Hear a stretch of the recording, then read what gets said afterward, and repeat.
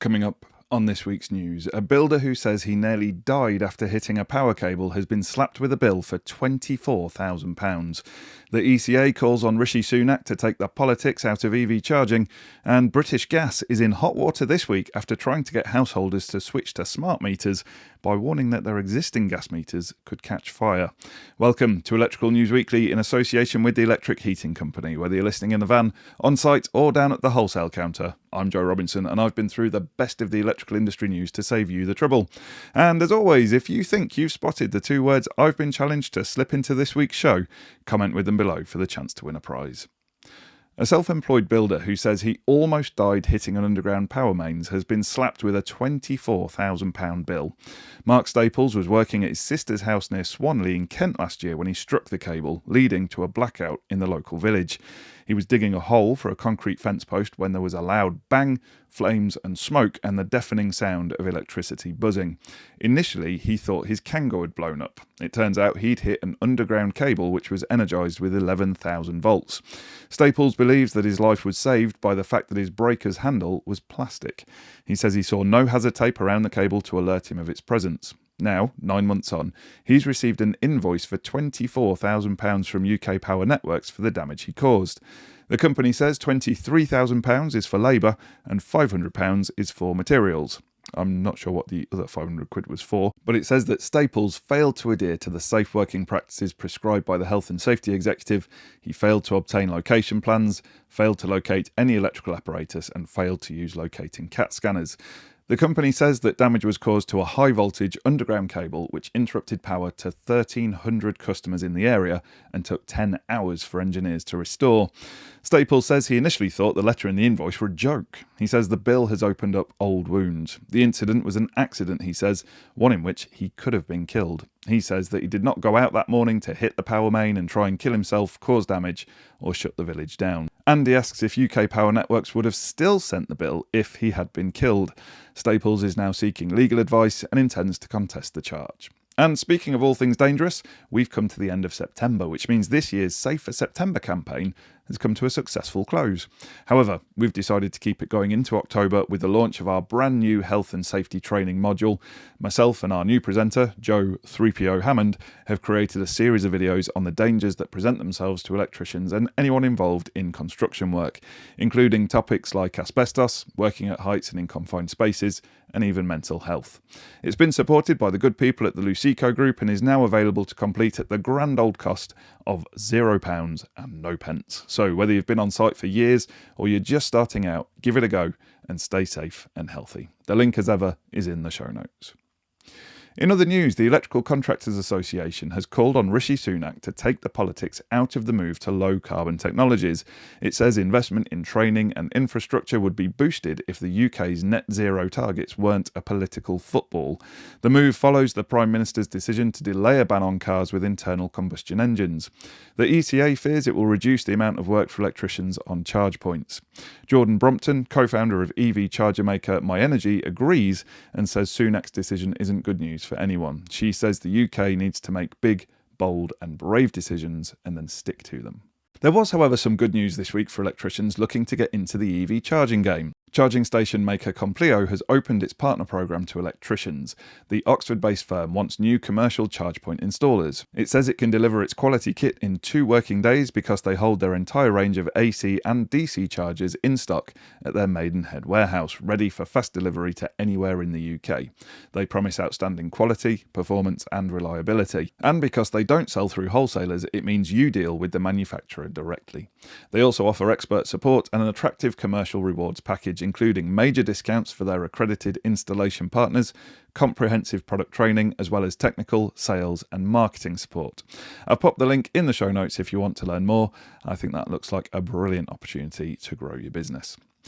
Rishi Sunak isn't the only one facing criticism this week. British Gas is in hot water after trying to get householders to switch to smart meters by warning that their existing gas meters could catch fire. The company is being investigated for sending these so-called marketing emails. One told a customer the British Gas urgently needed to replace his old electricity meter as it could overheat, causing a risk of fire. The customer was urged to book an appointment and was told that an engineer would also replace his old gas meter at the same time. Once this was all done, the meters would be safe, the email said. When one customer contacted British Gas in a panic, he was told not to worry. He was told that it was just a new advertising strategy to persuade customers to switch to smart meters.